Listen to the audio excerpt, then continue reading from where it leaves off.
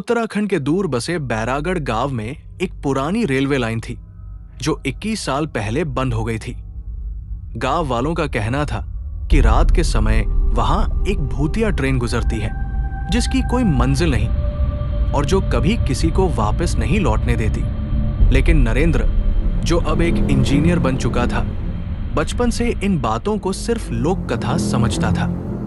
छुट्टियों में गांव लौटा नरेंद्र जब एक रात बिजली कटने के बाद बाहर बैठा था, तभी उसे दूर जंगल के पार से एक धीमी सीटी सुनाई दी। बुजुर्गों ने सिर झुकाकर कहा, फिर आ गई। नरेंद्र को पहले हंसी आई, लेकिन उस सीटी की आवाज ने जैसे उसके मन में कुछ जगा दिया। दूसरे दिन वो उस पुरानी लाइन की ओर निकल पड़ा जहां स्टेशन था। रास्ता वीरान था, पटरियां जंग लगी हुई थी और पेड़ों की झाड़ियां उन्हें निगल चुकी थी।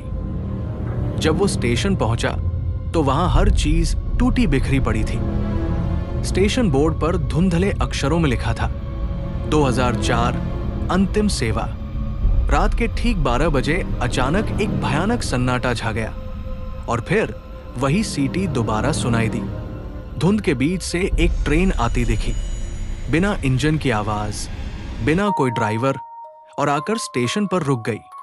नरेंद्र अवाक रह गया। दरवाजे अपने आप खुले। वो साहस करके भीतर गया। अंदर सब कुछ सड़ागला था, लेकिन कुछ सीटों पर लोग बैठे थे, बिना हिले, बिना पलक झपकाए, बस एकटक सामने देख रहे थे।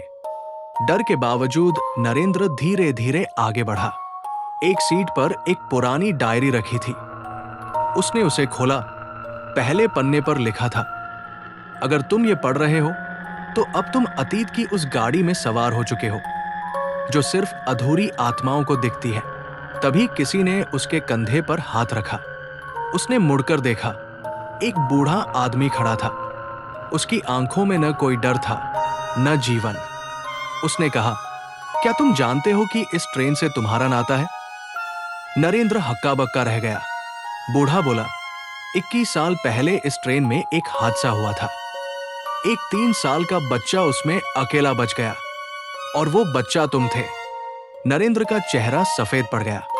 उसे याद आया, बचपन में उसे अक्सर ट्रेन की आवाजों वाले डरावने सपने आते थे। क्या वो सब यादें दबा दी गई थी? अचानक सब कुछ घूमने लगा और नरेंद्र बेहोश हो गया। अगले दिन गांव में खबर फैली। जंगल में एक दबा हुआ ट्रेन का ढांचा मिला था जो मिट्टी में लगभग समा चुका था। रेलवे विभाग की जांच में खुलासा हुआ कि ये वही ट्रेन थी जो 2004 में अचानक गायब हो गई थी। और चौंकाने वाली बात यह थी कि ट्रेन के भीतर एक डायरी मिली, ठीक वैसी ही जैसी नरेंद्र ने रात में पढ़ी थी, और उसमें लिखावट नरेंद्र की थी। जब उससे पूछा गया, उसने पूरी बात बताई।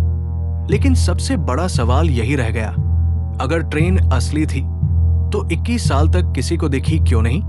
और अगर भूतिया थी तो डायरी कैसे मिली?